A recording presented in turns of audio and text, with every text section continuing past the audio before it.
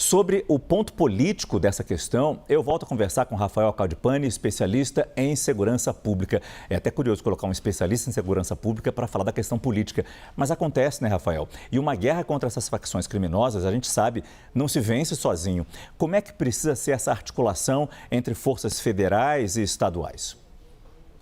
Olha, o ideal é que a gente tivesse, né, uma composição multiagência aí. Eu particularmente defendo a criação de uma autoridade antimáfia federal que vá poder articular esforços das diferentes forças de Uhum. segurança, dos ministérios públicos, para que a gente possa ter uma organização, porque o Comando Vermelho é a ponta do iceberg o que aconteceu aí hoje, né? Porque ele está em ramificações do Brasil todo, inclusive chegando ao litoral norte do estado de São Paulo, né?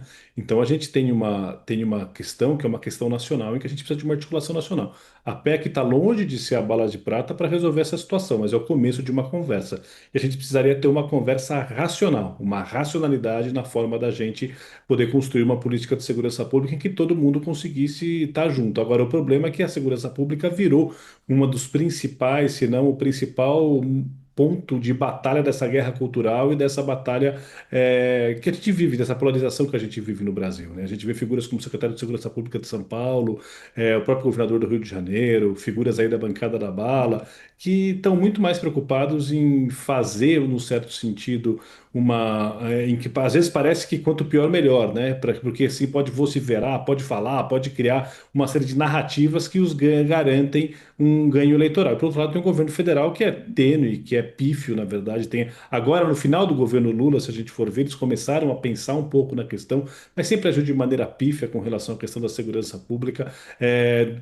Prometeu criar um ministério que talvez fosse uma solução que ajudasse a articular esforços, acabou não criando um ministério, mas também se for criar ministério para entregar para essa base voraz que a gente tem, não vai adiantar muita coisa. O que está faltando, Márcio, é homens e mulheres com espírito público, com visão de Estado, para o longo prazo da construção de uma política de segurança pública, de enfrentamento a essas facções de forma decidida.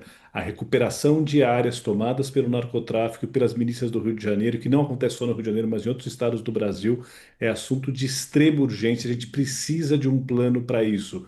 Reorganizar essas regiões, dar alternativas econômicas, fazer sim o lado policial que é importante. Outro ponto que é fundamental, a limpeza das forças de segurança para que a gente possa separar o joio do trigo, porque às vezes a gente vê que no Rio de Janeiro, inclusive, tem casos nababescos dessa questão, né? Então a gente precisa atuar nessas diferentes frentes. Isso só vai acontecer quando a gente articular esforços e os políticos tentarem falar a mesma linha que é a melhoria do Brasil. Só que isso não está acontecendo e duvido muito que isso vá acontecer há praticamente 11 meses da eleição. E aí, dos Estados Unidos, vem a ideia do governo Trump de transformar essas facções criminosas em grupos terroristas. O que mudaria no combate se isso acontecesse e o quão efetivo seria isso? Então, eu acho que esse é um espantalho. Essa discussão é um espantalho, no meu ponto de vista, que hoje está servindo na polarização. Então, vai sair o Tarcísio, o Cláudio Castro falando uma coisa, o governo federal falando outra coisa. É, assim, se você tem que mudar a lei no Brasil, se o parlamento decidir que ele quer mudar a lei, ele muda a lei. É uma questão do parlamento decidir qual é a lei. A lei hoje não coloca no Brasil essas organizações como organizações terroristas. O que eu acho é que você não precisa necessariamente disso. Não é uma questão de nomenclatura. Que é claro que existem ações que o crime organizado faz que lembram, sim, ações de terroristas, que são ações como de guerrilhas mesmo, até guerrilhas urbanas, se você for pensar, né? Até mais guerrilheiros do que terroristas, num certo sentido. Agora, o que a gente precisa é ter um arcabouço legal e uma política pública organizada no Brasil para fazer isso. A colaboração dos Estados Unidos é indispensável, principalmente na questão da lavagem de dinheiro, talvez até de receber algumas dessas figuras que podem estar cometendo, se exportarem drogas para os Estados Unidos, receberem punições também lá na justiça de lá, porque você conseguiria isolar ainda mais do que está isolado hoje. Ou seja, tem um cardápio de coisas que você pode fazer fugindo desse espantalho. A colaboração dos Estados Unidos é importante, a colaboração não só dos Estados Unidos, mas dos países da região é importante, Colômbia, Bolívia, Peru, Paraguai, no caso aí na fronteira da Amazônia, os países ali da região amazônica, né, como eu tô ponderando aqui, essas articulações elas são muito importantes, elas são fundamentais. O que me incomoda dessa operação de hoje, como eu disse antes, é que assim, não está dentro de uma lógica de uma política de segurança pública. Sim, sim. Parece que é mais um espasmo isolado que se quer feito, mas que não resolve, que ao fim e ao cabo não vai ter efeitos. Agora, rapidamente, Rafael, só mais uma pergunta. Nessa operação de hoje, a Secretaria de Segurança Pública do Rio atualizou o número de fuzis apreendidos só ali nos complexos da Penha e do Alemão. 93 fuzis apreendidos. A gente sabe que talvez o arsenal dele seja muito maior do que isso. Mas o que representa 93 fuzis? Eu digo em dinheiro, digo em investigação para descobrir de onde vem esse dinheiro, de onde vem esses fuzis, quem comprou esses fuzis, o quanto que a gente pode avançar com essa descoberta.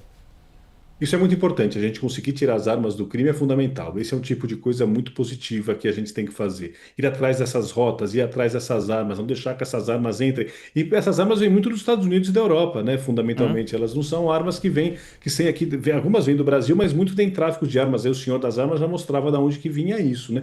Desvio também de uma série de outras situações.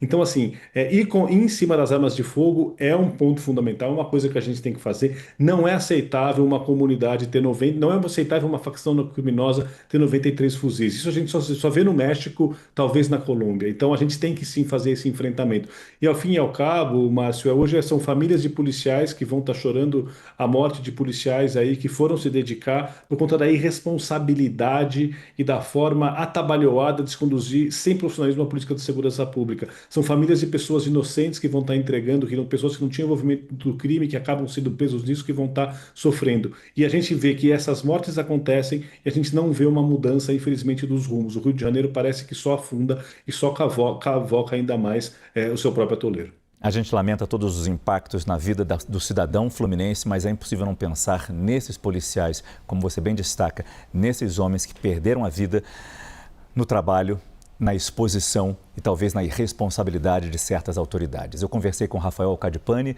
professor da Fundação Getúlio Vargas, especialista em segurança pública. Muito obrigado mais uma vez pela sua entrevista e boa noite. Boa noite, muito obrigado.